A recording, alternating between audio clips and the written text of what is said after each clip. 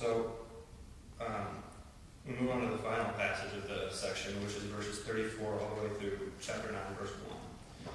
And he called to him the crowd with his disciples and said to them, "If anyone would come after me, let him deny himself and take up his cross and follow me. For whoever would save his life will lose it, and whoever loses his life for my sake and the gospel's will save it. For what can a man gain in return for his life? For whoever is ashamed of me and my words in this adulterous and sinful generation, of him will the Son of Man be ashamed when he comes in the glory of his Father with the holy angels."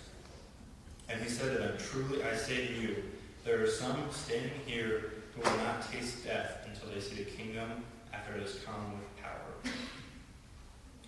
In the 6th century BC, there was a wrestler by the name of Milo of Croton. And Milo was an Olympic champion.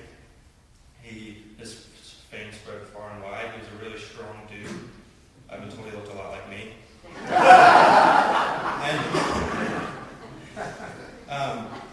But what people remember Milo by is not all of his fame, but mostly how he got to be so strong.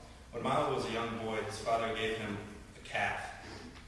And every day Milo would pick up his calf, he would carry it and show his father.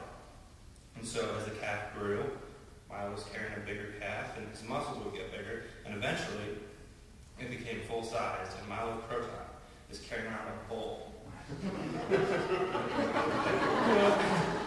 And so every day Jesus asks you to pick something up. It's not a calf, it's a cross. Jesus is telling us that we must bear suffering for his sake to follow him, because it's right, and because it shows us that we're following his will and not our will. We're denying ourselves and our comforts that we may strengthen our spiritual muscles and become heavenly champions. The next point that Jesus makes can sometimes be confusing. Whoever would save his life will lose it, and whoever loses his life will save it. In his book, Drops Like Stars, Rob Bell talks about what he calls the art of possession. He's talking about his guitar. He says, "I play a little, and I can make a fair bit of noise, but my friend Joey, he comes over and starts playing my guitar and evokes sounds that I simply cannot. There's a difference between ownership and possession. I own the guitar, but Joey possesses it in ways that I can't." I love that. There's a difference between ownership and possession. He goes on to talk about Paul, who said that he had nothing, yet he possessed everything. We can own the whole world and possess none of it. And we can try to be the owner of our lives, only to realize that we possess none of ourselves. But if instead we give up the ownership of our life to God, we can find that we possess the whole world. Jesus ends this passage with hope in chapter 9, verse 1.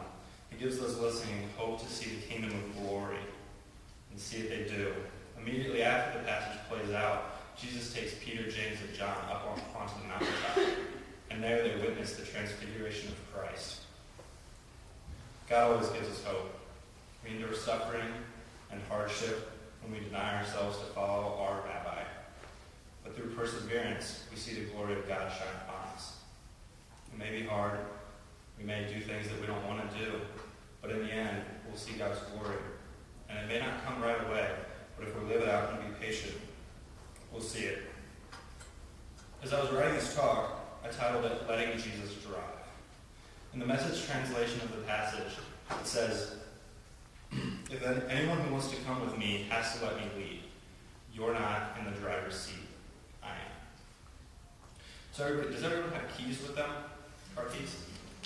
If you have them, pull them out. If you don't, just imagine that you have them.